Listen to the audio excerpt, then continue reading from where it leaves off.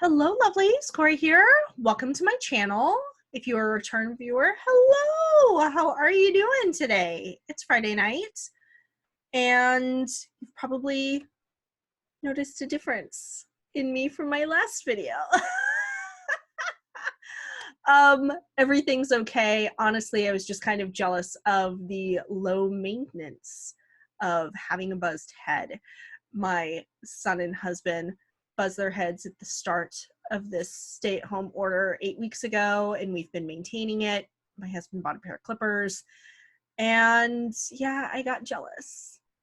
And can I say, my shower this morning, this is like day one, this happened last night. My shower this morning was the easiest ever. I may stay like this forever. Anyway, just wanted to get that out in the clear. I'm okay. This was a very practical choice, and I'm digging it so far. But in today's video, I wanted to talk about some practical uses for pendulums. And the reason why I wanted to do that is because one of the things that I noticed is because the primary, or I would say the more popular use for a pendulum nowadays, is in psychic readings, in divinatory readings, right? To use a pendulum in a divinatory setting, to do a psychic reading for insight, information. There are blog posts all over the internet about doing past life readings, about connecting with your spirit guides and using a pendulum to communicate with those astral beings, etc. You may even have seen pendulums in several paranormal shows, ghost hunting shows, although I kind of hate that term, more like ghost seeking, paranormal phenomena shows, if you will. So the pendulum as a magical tool, very common. However, one of the things that I noticed for folks that are new to working with pendulums is that there's quite a bit of pressure when doing psychic or divinatory readings, especially the first several times. There's that pressure of, am I doing this right? Are my answers correct? Am I getting authentic answers? And I've discussed that a little bit on my channel. I've discussed it a lot on Instagram. So if you're interested in any of my roadblock posts on Instagram, I have several posts talking about getting unstuck with your pendulum practice, getting over some common pendulum myths, when you encounter a roadblock, how to get unstuck. That's not what this video is for. So in this video, as I said, I want to talk about more practical uses, and that's because I'm a big proponent of the more you work with a pendulum, the easier it is to trust the process and to trust the answers that you're being given. And I've noticed that when we use a pendulum in a more practical setting, there's not as much pressure to get a right answer or that you're doing it correctly.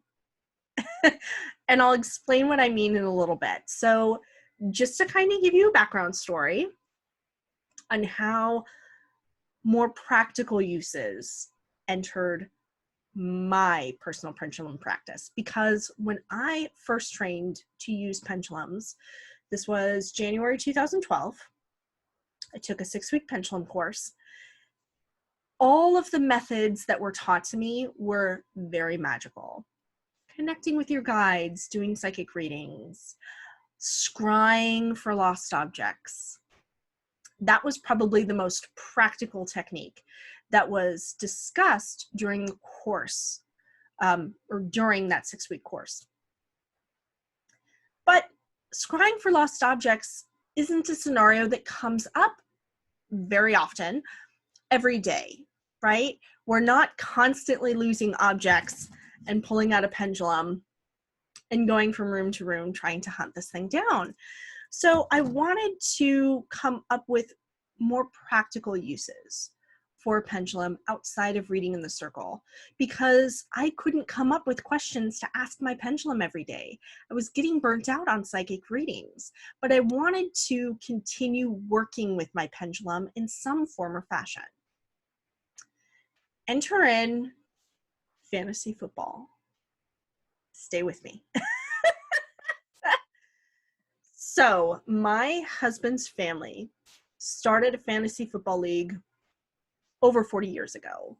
They've been doing it yearly. And we still have plans to do it this year. I don't know if it's going to be over Zoom, but we will get it done. But at least the last 12 years, because I don't think I participated with him the first couple years we were dating. But at least for the past 12, if not 13, I have been a joint partner in my husband's fantasy football team. Now, keep in mind, I don't know shit about football players or really the ins and outs of each individual team, other than I know the mechanics of the game. I know all of the different players that need to be part of the team. I know who needs to be out on the field, during each play. I got the basics, right? But other than the most popular players that are talked about in the media all the time, your Tom Brady's, your, Phillip Rivers, your names are escaping me at the moment. You get the idea, I hope. Other than the top names out there, I couldn't run off or rattle off more than probably 3 football players currently on the roster for the LA Chargers. Just couldn't do it. I don't know. But that also kind of made me a great fantasy football player or partner, and I'll explain why. During our fantasy football drafts, my husband would sit there. He'd have all of the players ranked in order of what he wanted to pick, right? And then I would sit there and I would record everybody else's picks for him. When he would get stuck in between which 2 players he would want, he would ask me for my opinion. Now, obviously, I'm not going to know crap about either player, so I don't have any bias in my head. I would just intuitively go, that one. But it was starting to kind of get frustrating for me. I was having trouble really connecting to my intuitive side, to connect to my third eye and really pick the player that was going to best suit the team. I ended up, I shit you not, about 6 years ago now, I created a pendulum specifically to use during fantasy football drafts. Yup. I pack it with me during every draft. And even when he's selecting new players, putting in waivers, if he asks me for my opinion between several players, I will bust out that same pendulum. It has a permanent spot on my husband's desk, so I know where it is at all times, and ask his guides. Out of these 3 picks, who's going to best complement our team? And there we have it. And that's what I've been doing for like at least 6 years now. Yeah. And it's probably not a common use, you would think, for a pendulum, but we make it work. And it does work. Now, caveat to that, if I'm picking between 2 players and both players end up sucking that week, of course you're picking the lesser of 2 evils, right? So making sure that you're asking the correct questions and that you're formulating questions to the best of your ability for that situation is still very important, even though these are Muggle uses. Okay, so keep that in mind. So, just an example, but I wanted to share with you some very easy and common uses for a pendulum that you could kind of slide into working this way tomorrow or as soon as you're finished watching this video. The first one, and I want to have a big disclaimer here. I'm not a dietitian. I am not a doctor. I am not a nutritionalist. This is not medical advice. Okay?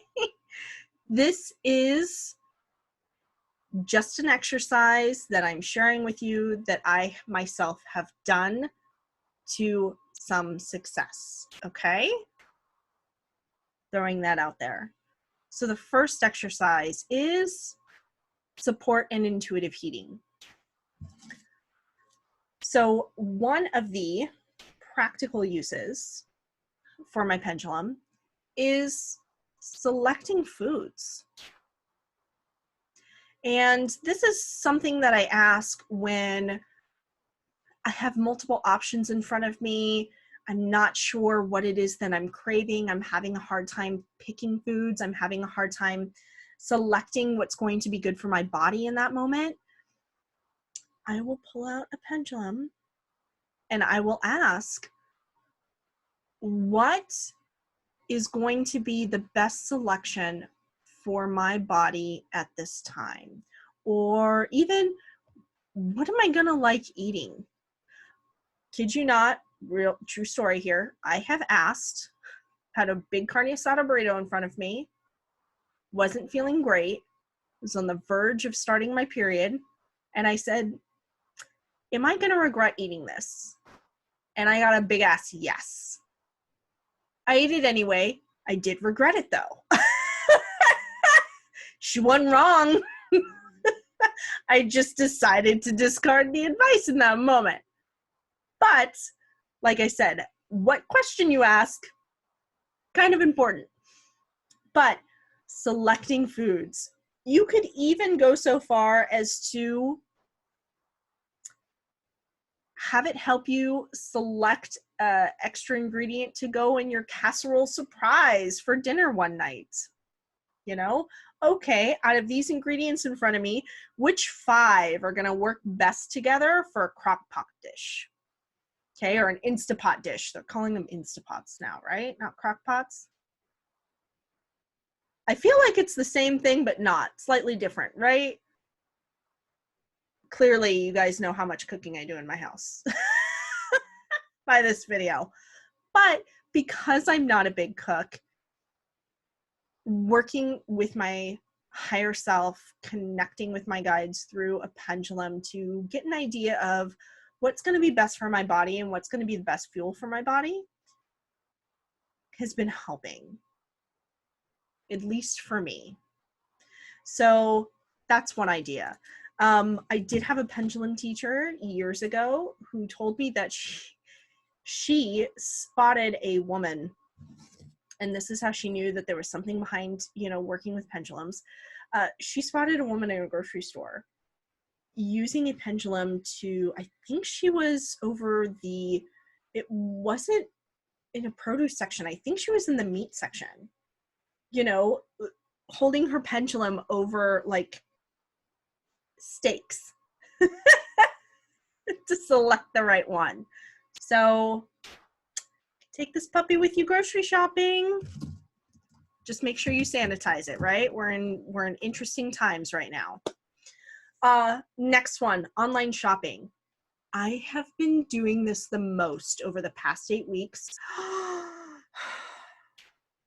I can't tell you how many times my pendulum has saved my bacon from making a purchase that I really didn't need. Likewise, again, another true example for you. I've been on Amazon and I was pulling things into my cart when, and this wasn't recent, this was, when did this happen? Maybe 2 years ago now. So I was grabbing just kind of some essential things, and one of the recommendations that popped up was power cords. And I sat there thinking, I was like, I don't think we need any power cords. Do we need any power cords? Pulled out my pendulum. I was like, is now a good time to snag some power cords? Like how my pendulum's answering me right now, even though I'm not trying to connect.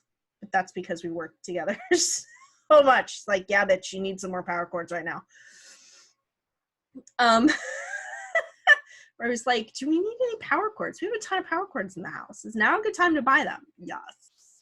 You need you some power cords. So I threw a pack of 2 in the cart, just as I was like, okay, well, we can stick them in a box in the garage until we need them. Lo and behold, it was a few weeks later where one of our power cords like died. Hardcore died. And it was one that was in this office. So I have 2 monitors hooked up to it. I have my big ass computer. I had a lamp hooked up into it. So this was a power cord that was used, okay? And it was one that I could not let go of. Turns out, going through the garage, those 2 new power cords, only other ones we had in the house. So I would have been dead in the water with trying to get any work done if I hadn't several weeks before already bought those 2 power cords. Yeah. So again, I don't just use the pendulum to be like, tell me no, tell me not to buy this. It's also helped me make really smart purchases that I didn't realize I needed to make at the time. And because of the environment that we're living in now and having to get a lot of stuff online, having to kind of be a little bit more savvy with the purchases that we make because of how many things are closed right now, limited access to stuff, even things being shipped to us now. It's really difficult to tell where we can get stuff and get it reliably in the time frame that we need. So trusty pendulum has really saved me in a lot of that. Now to segue into that, as far as like purchasing, booking. So I know we're not thinking about it right now because a lot of plans got canceled, but when things are opening back up, one of the things that I've used a pendulum for in the past is planning vacations, things to do. And I did this on our trip to Hawaii in 2017. Using my pendulum and connecting with, you know, my guides and also my higher self, as I'd mentioned, to ask, okay, well, what activities are we going to have the most fun with when we go out here? I've even used it to select places to go to vacation, and it's worked out really, really well. We have not had, you know, knock on wood, any bad scenarios come of it. So planning our next vacation, finding, you know, a place to book that's gonna accommodate us on our trip, picking places to go, activities, restaurants to eat at, check out. My pendulum's gonna be with me when I make all of those plans, when the time comes. Now, 2 things that you can do now, especially while we are in stay-at-home mode still, to a degree. I know stuff's kind of opening up, but again, we want to go slow. We want to ease into it. We're still spending a lot more time at home. Games. I know y'all are playing, what is it, Animal Crossing right now. And a lot of video gaming going on, but also a lot of tabletop gaming going on. I myself am playing D&D a lot with my nephews. They're super busy at the moment, so we haven't scheduled any Zoom calls in the last several weeks, actually, but we are trying to schedule one in the next week or 2. So that's going to be coming up. One really fun thing you can try, if you happen to play D&D specifically, try and create a character where you incorporate your pendulum into that character's backstory. Okay, say that they've been given a, you know, and you can make it fun, get creative with it. Maybe this pendulum was a sacred relic passed down through their family, right? Some heirloom that the firstborn son had to, you know, work with and feed and connect with and care for until it could be passed down to the next firstborn son. Or this was a, you know, again, a sacred relic of your cleric order, and, you know, every apprentice cleric has to be the keeper of this pendulum for a year. Something fun, okay? Where you have to drag this pendulum around, and maybe before you make any decision, you have to consult the pendulum. It has to give you advice on what to do. Or your character just has a quirk where they have to, say they have a daemon tied specifically to your character, and the only way to communicate with that daemon is through a pendulum. So, you know, anytime you guys want to, the party wants to communicate, you have to bust out your pendulum to communicate. So fun exercise. Try incorporating your pendulum into your next D&D character, tabletop character. Sorry, segue there. But, you know, even with video games, try working with your pendulum to build a character. You know, use it to build your next World of Warcraft character. Use it to design your island on Animal Crossing. See what you can come up with. Just something that's kind of fun and outside of the box. And again, there's no pressure on the answers, right? You're just getting comfortable working with your pendulum and asking it questions. That's the whole purpose of each one of these exercises, is to build a rapport with your pendulum, get used to it, have it get used to you, and really get familiar with the process of asking questions. And so the last exercise that I have for you is pick a movie on Netflix. On your next Netflix and chill night, because I know we're all running out of shit to watch. We're all right now watching season 2 of Dead to Me, and holy crap. Did that not start off with a bang or what? My God. Okay. So